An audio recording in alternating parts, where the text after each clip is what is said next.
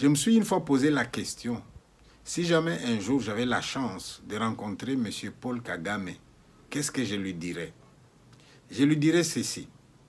M. Paul Kagame, la première fois que le Rwanda s'est mêlé de la vie des Congolais derrière l'AFDL, j'étais quelque part en compagnie des Rwandais. J'ai vu ces Rwandais-là applaudir. Ils savaient bien que derrière l'AFDL, c'était les Rwandais. Mais pendant qu'ils applaudissaient, j'ai vu un Rwandais qui avait l'air triste. Lui, il était un peu à l'écart. Je lui ai demandé, mon ami, tu n'as pas l'air de te réjouir avec les autres. Il m'a répondu, j'aurais bien voulu que le Rwanda aille en guerre avec tous les pays du monde, mais pas contre le Congo. Je lui ai dit pourquoi. Eh bien, il m'a rappelé. En 1959 et encore beaucoup plus tard, nous avons fui notre pays parce que c'était la mort derrière nous. Et nous sommes venus au Congo. Le Congo nous a accueillis. Le Congo ne nous a fait aucun problème. Nous avons vécu au Congo en paix. J'aurais tant voulu qu'aujourd'hui, nous puissions nous battre avec les autres, mais pas avec le Congo. Je dis, ouais, génial. Mais en même temps, quand on pose la question, vous, M. Paul Kagame, vous avez toujours dit, mais non, le Rwanda n'y est pour rien, c'est un problème entre Congolais. J'avais bien envie de vous croire, jusqu'au moment où un jour, j'ai vu deux armées s'affronter à Kisangani, c'était le Rwanda contre l'Ouganda. Un jour, vous-même, on vous a une fois posé la question à propos de l'AFDL, vous avez répondu, on ne peut pas amener un âne ou un cheval à la source et lui apprendre encore à boire. C'était tout dire. Mais laissez-moi vous dire, M. Paul Kagame, que ce qui s'est passé au Rwanda, il y a ce que nous pouvons appeler les symptômes, mais il y a ce qu'on appelle les causes profondes. Dans les causes profondes, les gens ont retenu que le Rwanda, c'est un petit pays. Alors, en tant que petit pays, probablement à cause du manque d'espace, c'est peut-être pour cela que les gens s'entretuent. Mais si nous retenons cette thèse-là, eh bien, les gens sont en train de revenir en arrière. M. Boris, de l'Angleterre, a décidé de chercher un pays où il allait déverser les demandeurs d'asile que l'Angleterre n'accepte pas.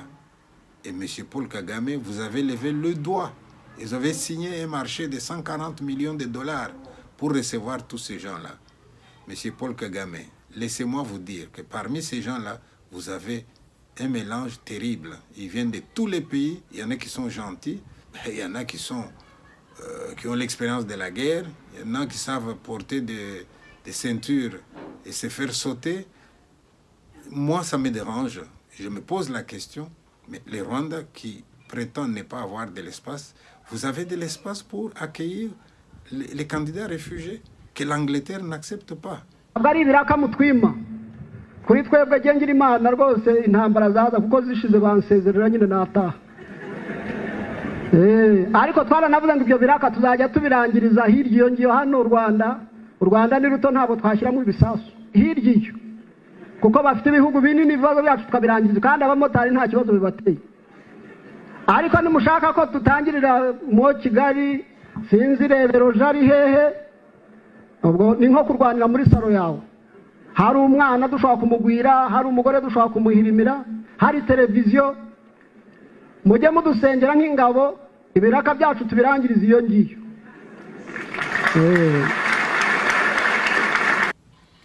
Excellence, Monsieur Paul Kagame, regardez bien ce qui se passe en Ukraine. L'Ukraine demande d'adhérer à l'OTAN. On fait attendre l'Ukraine et on pose tout un tas de conditions. Parmi ces conditions-là, il y a par exemple le fait qu'on n'accepte pas dans l'OTAN un pays qui est en guerre. On n'accepte pas dans l'OTAN un pays qui a des problèmes à ses frontières.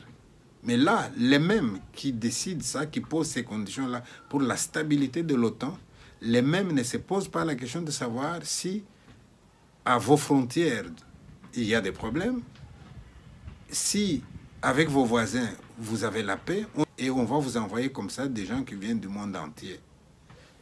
Excellence, M. Paul Kagame, j'ai vu des images où on nous montre l'hôtel qui était déjà prêt pour recevoir le premier demandeur d'asile qui allait venir chez vous.